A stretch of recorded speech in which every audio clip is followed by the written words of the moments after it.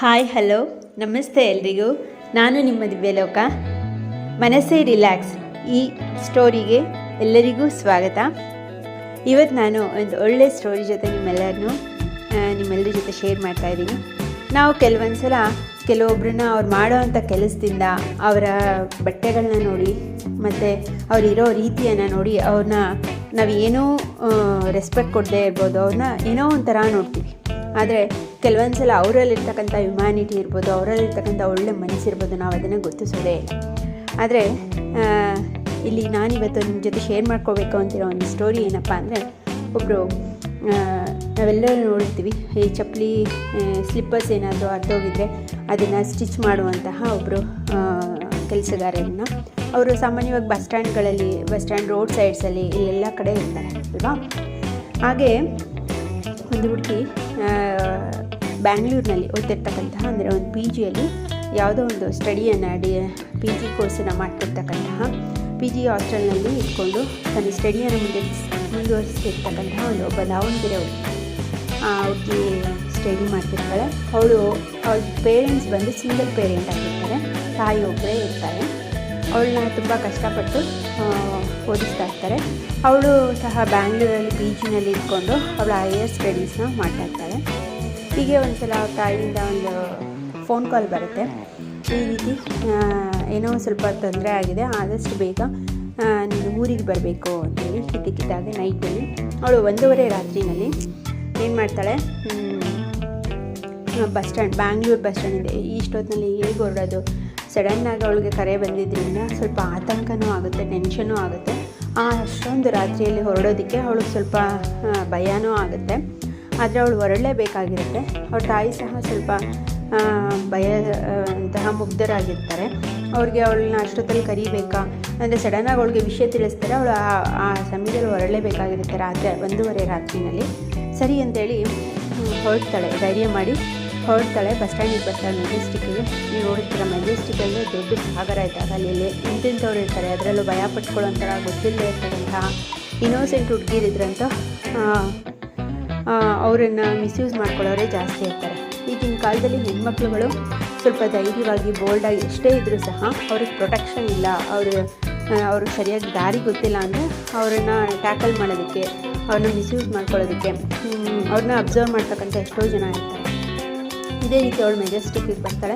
ಮೆಜೆಸ್ಟಿಕ್ಕಿಂದ ಸ್ಯಾಟಲೈಟ್ಗೆ ಹೋಗಬೇಕು ಅಥವಾ ಟ್ರೈನಲ್ಲಿ ಹೋಗಬೇಕು, ಈ ರೀತಿ ಯೋಚನೆ ಮಾಡ್ತಿರ್ಬೇಕಾದ್ರೆ ಅಲ್ಲೇ ತುಂಬ ಹೊತ್ತು ಕಾಯ್ತಾಳೆ. ಬಸ್ಗಳಿರಲ್ಲ ಅವಳಿಗೆ ಯಾವುದೇ ರೀತಿ. ಸುತ್ತ ಎಲ್ಲ ಅಬ್ಸರ್ವ್ ಮಾಡ್ತಾಳೆ. ತುಂಬ ಭಯ ಆಗ್ತಿರುತ್ತೆ ಅವಳಿಗೆ. ನೈಟಲ್ಲಿ ಹೇಗೆ ಹೋಗಬೇಕು, ಏನು ಹೋಗಬೇಕು, ಯಾರನ್ನು ಕೇಳಿದ್ರೆ ಏನಾಗುತ್ತೆ. ಒಂದು 2-3 ಜನ ಆಟೋದವ್ರನ್ನ ವಿಚಾರಿಸ್ತಾರೆ. ಅವ್ರು ಬನ್ನಿ, ನಾವೇ ಕರ್ಕೊಂಡು ಹೋಗ್ತೀವಿ, ಅಲ್ಲಿಗೆ ಬಿಡ್ತೀವಿ, ಇಲ್ಲಿಗೆ ಬಿಡ್ತೀವಿ ಅಂತಾರೆ. ಅದಕ್ಕೂ ಸಹ ಭಯ ಆಗುತ್ತೆ ಅವಳಿಗೆ. ನೀವೆಲ್ಲರೂ ಇಂಥ ಒಂದು ಸಂದರ್ಭಗಳನ್ನು ಕೆಲವೊಂದು ಹೆಣ್ಮಕ್ಳುಗಳು ಅನುಭವಿಸಿರ್ತೀರ. ಈ ಸಿಚುವೇಶನ್ಗಳಲ್ಲಿ ಒಬ್ಬೊಬ್ಬರೇ ಓಡಾಡಬೇಕಾದ್ರೆ ತುಂಬ ಎಷ್ಟು ಮನಸ್ಸಿಗೆ ಭಯ ಆಗುತ್ತೆ, ಗೊಂದಲ ಆಗುತ್ತೆ, ಟೆನ್ಷನ್ ಇರುತ್ತೆ ಅಂದರೆ ಅದನ್ನು ಫೀಲ್ ಮಾಡಿದವ್ರಿಗೆ ಗೊತ್ತಿರುತ್ತೆ. ಅದೇ ರೀತಿ ಅವಳಿಗೂ ಅದ್ಯಾವುದೋ ಅವಳಿಗೆ ಸರಿ ಕಾಣಿಸ್ತಾನೇ ಇರಲ್ಲ. ಅವ್ರ ಜೊತೆ ಹೋಗಬೇಕೋ ಬೇಡವೋ, ಹೋದರೆ ಏನಾಗುತ್ತೋ, ಎಲ್ಲಿ ಬಸ್ ಸಿಗುತ್ತೋ, ಎಲ್ಲಿ ಬಸ್ ಸಿಗಲ್ವೋ, ಈ ರೀತಿ ಗೊಂದಲದಲ್ಲೇ ಟೆನ್ಷನಲ್ಲೇ ಇರ್ತಾಳೆ. ಸುಮ್ಮನೆ ನಿಂತ್ಬಿಟ್ಟಿರ್ತಾಳೆ. ಬಸ್ಸು ಇನ್ನೂ 3 ಆಗಿದೆ ಅಂಥೇಳಿ. ಸರಿ ಅಂಥೇಳಿ ಹಾಗೆ ಸುತ್ತ ಎಲ್ಲ ನೋಡ್ತಾಳೆ. ಎಷ್ಟೋ ಜನ ಅವಳ ಹತ್ತಿರಕ್ಕೆ ಹುಡುಗರುಗಳು ಬರ್ತಾರೆ. ಅಲ್ಲಿ ಸುತ್ತಮುತ್ತ ಇರ್ತಕ್ಕಂಥ ಎಷ್ಟೋ ಜನ ಗಂಡಸರುಗಳು ಬರ್ತಾರೆ ಅವಳ ಹತ್ರಕ್ಕೆ.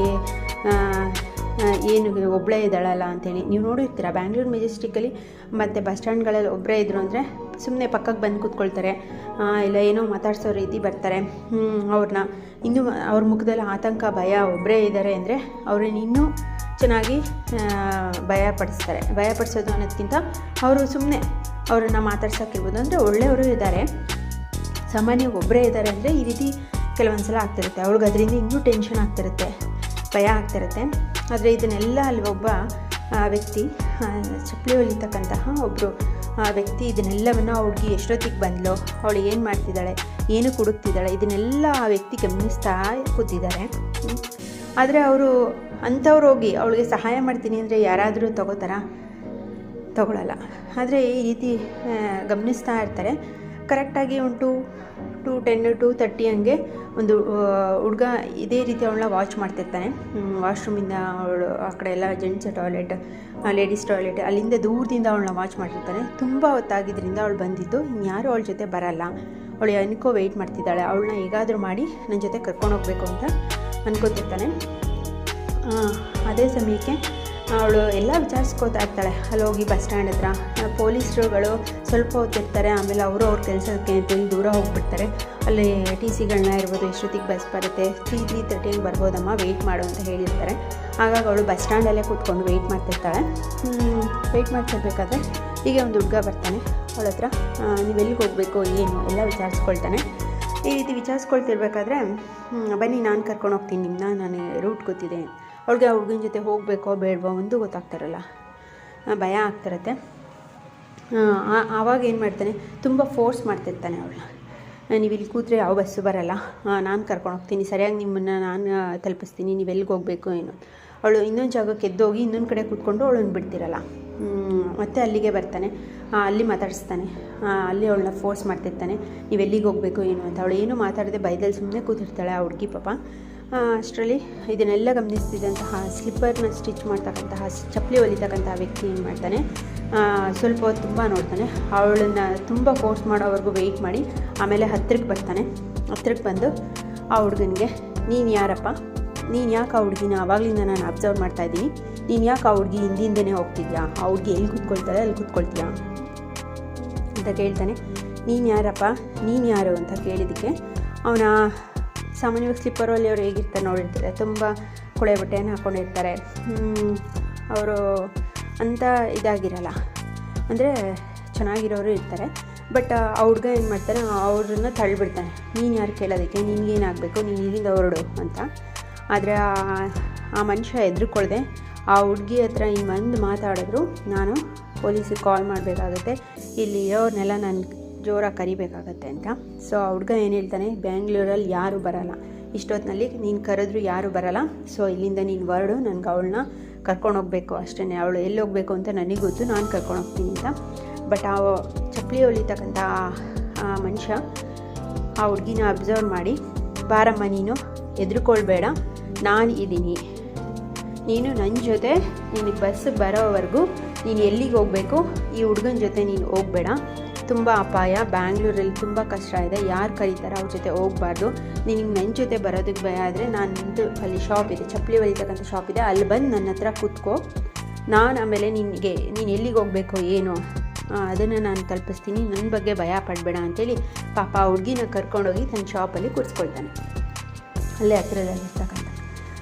ಆಮೇಲೆ ಆ ಹುಡುಗಿ 3:30ಗೆ ಬಸ್ ಇರುತ್ತೆ, ಹೋಗಿ ಆ ಮನುಷ್ಯನೇ ಎಷ್ಟೊತ್ತಿಗೆ ಬಸ್ ಇದೆ, ಎಲ್ಲಿಗೆ ಹೋಗಬೇಕು ಅಂತ ಆ ಹುಡುಗಿ ಹತ್ರ ಇನ್ಫಾರ್ಮೇಷನ್ ತೊಗೊಂಡು ಎಷ್ಟೊತ್ತಿಗೆ ಬಸ್ ಇದೆ ಅಂತ ವಿಚಾರಿಸ್ಕೊಂಡು ಆಮೇಲೆ ಬಂದು ಆ ಹುಡುಗಿನ ಸೇಫಾಗಿ ಬಸ್ವರೆಗೂ ಹತ್ತಿಸಿ ಆ ಬಸ್ ಕಂಡಕ್ಟರು ಡ್ರೈವರು ಅವ್ರಿಗೆಲ್ಲ ತಿಳಿಸಿ ಈ ಹುಡುಗಿ ಒಬ್ಬಳೇ ಹೊರಟಿದ್ದಾಳೆ ಬ್ಯಾಂಗ್ಳೂರಿಂದ ಈ ಮಧ್ಯರಾತ್ರಿಯಲ್ಲಿ, ದಯಮಾಡಿ ಇವಳನ್ನ ಅವಳು ಎಲ್ಲಿ ತಲುಪಬೇಕು ದಾವಣಗೆರೆಯಲ್ಲಿ ಅಲ್ಲಿಗೆ ಸರಿಯಾಗಿ ಅವಳನ್ನ ಇಳಿಸ್ಬೇಕು, ಅವಳನ್ನ ಹುಷಾರಾಗಿ ಎಲ್ಲೂ ಮಧ್ಯದಲ್ಲಿ ಇಳಿಸ್ಬೇಡಿ, ನೀವೇ ಜವಾಬ್ದಾರರು ಅಂಥೇಳಿ ಆ ಮಧ್ಯರಾತ್ರಿಯಲ್ಲಿ ಬಸ್ ಹತ್ತಿಸಿ ಆ ಹುಡುಗಿ ತನ್ನ ಹತ್ರ ಇರ್ತಕ್ಕಂತಹ ಸ್ವಲ್ಪ ದುಡ್ಡನ್ನು ಕೊಟ್ಟು ಹೆದರ್ಕೊಳ್ಬೇಡ ಅಂಥೇಳಿ ಧೈರ್ಯವಾಗಿ ಕಳಿಸ್ಕೊಡ್ತಾರೆ.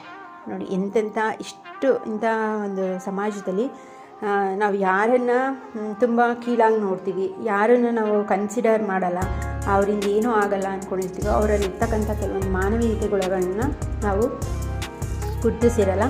ಆ ಒಬ್ಬ ಚಪ್ಪಲಿ ಹೊಲಿತಕ್ಕಂತಹ ಮನುಷ್ಯನಿಗೆ ನಾವೆಲ್ಲರೂ ಒಂದು ಹ್ಯಾಟ್ಸ್ ಆಫ್ ಹೇಳ್ತಾ, ಯಾರ್ಯಾರು ಯಾವ್ಯಾವ ರೂಪದಲ್ಲಿ ಬರ್ತಾರೋ, ಯಾರ್ಯಾರಿಗೆ ಯಾವ ರೀತಿ ಗುಣಗಳಿರುತ್ತೋ ನಾವು ಅವರ ಬಟ್ಟೆಯಿಂದ ಇರ್ಬೋದು, ಅವರ ವ್ಯಕ್ತಿತ್ವದಿಂದ ಮಾಡ್ತಕ್ಕಂಥ ಕೆಲಸದಿಂದ ನಾವು ಅಳಿದೆ ಅವರಲ್ಲಿರ್ತಕ್ಕಂಥ ಒಳ್ಳೆಯ ಗುಣಗಳನ್ನ ನಾವು ಸಹ ತಿಳ್ಕೊಂಡು ಯಾರನ್ನು ನಾವು ಕೀಳಾಗಿ ನೋಡದೆ ಒಳ್ಳೆಯವರನ್ನು ನಾವೆಲ್ಲರೂ ಪ್ರೋತ್ಸಾಹಿಸ್ತಾ ಅವರನ್ನು ಗೌರವಿಸ್ತಾ ನಾವೆಲ್ಲರೂ ಒಂದು ತಿಳ್ಕೊಳ್ಬೇಕು.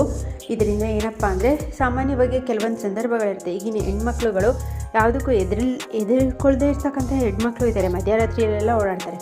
ಆದರೆ ಆದಷ್ಟು ಹೆಣ್ಮಕ್ಳು ಮಧ್ಯರಾತ್ರಿಯಲ್ಲಿ ಪ್ರಯಾಣ ಮಾಡೋದಾಗಲಿ, ಗೊತ್ತಿಲ್ಲದೆ ಇರ್ತಕ್ಕಂಥ ಸ್ಥಳಗಳಿಗೆ ಹೋಗಬೇಕಾದ್ರೆ ಒಬ್ಬಂಟಿಯಾಗಿ ಹೋಗೋದು ಈಗ ತುಂಬ ಕಾಮನ್ ಆಗಿದೆ, ಯಾರು ಪಾಪ ಜೊತೆಗೆ ಬರೋದಕ್ಕಾಗಲ್ಲ. ಆದರೂ ನೀವು ಕೆಲವೊಂದು ಸಲ ನಿಮ್ಮ ಸೇಫ್ಟಿಯನ್ನು ನೀವು ನೋಡಿಕೊಂಡು ಆದಷ್ಟು ಬೆಳಗಿನ ವೇಳೆಯಲ್ಲಿ ಗೊತ್ತಿರ್ತಕ್ಕಂಥ ಜನಗಳಿರ್ತಕ್ಕಂಥ ಪ್ರದೇಶದಲ್ಲಿ, ಅದರಲ್ಲೂ ಒಳ್ಳೆಯ ವ್ಯಕ್ತಿಗಳು ಇರ್ತಕ್ಕಂತಹ ಈಗ ಎಷ್ಟೊಂದು ಜನ ಒಳ್ಳೆಯವ್ರ ಥರನೇ ಕಾಣ್ತಾರೆ, ಬಟ್ ಅವ್ರು ಒಳ್ಳೆಯವರಿಲ್ಲ. ಆದರೆ ಚಪ್ಪಲಿ ಹೊಡಿತಕ್ಕಂಥ ಮನುಷ್ಯನಲ್ಲಿರ್ತಕ್ಕಂಥ ಒಳ್ಳೆತನ ನಾವು ಗುರ್ತಿಸಿರಲ್ಲ. ಕೆಲವೊಂದು ಸಲ ನಿಮ್ಮ ಸೇಫ್ಟಿನ ನೀವು ನೋಡಿಕೊಂಡು ಆದಷ್ಟು ನಿಮ್ಮನ್ನ ನೀವು ಪ್ರೊಟೆಕ್ಷನ್ ಮಾಡ್ಕೊಳ್ಳಿ ಅಂತ ಹೇಳ್ತಾ ಈ ಒಂದು ಒಳ್ಳೆಯ ಸ್ಟೋರಿಯನ್ನು ನಾವೆಲ್ಲರೂ ನೀವು ಸಹ ಎಲ್ಲರಿಗೂ ಶೇರ್ ಮಾಡಿ ಅಂತಹ ವ್ಯಕ್ತಿಗಳನ್ನ ನಾವು ಗೌರವಿಸೋಣ. ಹಾಗೆ ಆದಷ್ಟು ಈ ಒಂದು ಚಾನಲ್ ಮೂಲಕ ನಾನು ನಿಮಗೆ ಹೇಳೋದೇನೆಂದರೆ, ಎಲ್ಲ ಹೆಣ್ಮಕ್ಳುಗಳು ಇಂಡಿಪೆಂಡೆಂಟ್ ಆಗಬೇಕು, ಸ್ವತಂತ್ರವಾಗಿರಬೇಕು ಅಂತೇಳಿ ಇರ್ತಕ್ಕಂಥ ಸ್ವಾತಂತ್ರ್ಯವನ್ನು ನಾವು ಯಾರೂ ಸಹ ಸಮಯಕ್ಕೆ ಸರಿಯಾಗಿ ಉಪಯೋಗಿಸ್ಕೊಳ್ಳೋಣ. ಅದನ್ನು ಯಾವುದು ನಮಗೆ ಅನಾನುಕೂಲ ಆಗೋ ಥರ ನಾವು ಅದನ್ನು ಮಿಸ್ಯೂಸ್ ಮಾಡಿಕೊಳ್ಳದೆ ಸ್ವಾತಂತ್ರ್ಯವನ್ನು ನಮ್ಮ ಸೇಫ್ಟಿನ ನಾವೆಲ್ಲರೂ ನೋಡ್ಕೊಳ್ಳೋಣ. ಹಾಗೆ ಒಳ್ಳೆಯ ವ್ಯಕ್ತಿಗಳನ್ನ ನಾವು ಗುರುತಿಸಿ ಅವ್ರನ್ನ ಗೌರವಿಸೋಣ ಅಂತೇಳಿ ಈ ಸ್ಟೋರಿನ ಇವತ್ತಿಗೆ ಮುಗಿಸ್ತಿದ್ದೀನಿ. ನೆಕ್ಸ್ಟ್ ವಿಡಿಯೋದಲ್ಲಿ ನಾನು ನಿಮಗೆ ಒಂದು ಒಳ್ಳೆಯ ಸ್ಟೋರಿ ಮೂಲಕ ಒಂದು ಹೊಸ ಇನ್ಫಾರ್ಮೇಷನರ ಶೇರ್ ಮಾಡ್ತೀನಿ. ಎಲ್ಲರೂ ನಿಮ್ಮ ಆರೋಗ್ಯವನ್ನು ಚೆನ್ನಾಗಿ ನೋಡ್ಕೊಳ್ಳಿ. ಎಲ್ಲರೂ ಖುಷಿಯಾಗಿ ಯಾವುದೇ ರೀತಿ ಮನಸ್ಸಿಗೆ ಆತಂಕ ಭಯ ಮಾಡಿಕೊಳ್ಳದೆ ಫ್ರೀಯಾಗಿ ಆರಾಮಾಗಿರಿ. ಡೈಲಿ ಒಂದು 1 ಅವರ್ ವಾಕ್ ಮಾಡಿ ಓಂಕಾರವನ್ನು ಹೇಳಿ ಮನಸ್ಸನ್ನು ಫ್ರೀಯಾಗಿ ಇಟ್ಕೊಳ್ಳಿ ಅಂತ ಹೇಳ್ತಾ ಇವತ್ತು ನಾನು ಎಲ್ಲರಿಗೂ ವಿಶ್ ಮಾಡ್ತಿದ್ದೀನಿ. ಓಕೆ, ಎಲ್ಲರಿಗೂ ಬಾಯ್, ಟೇಕ್ ಕೇರ್.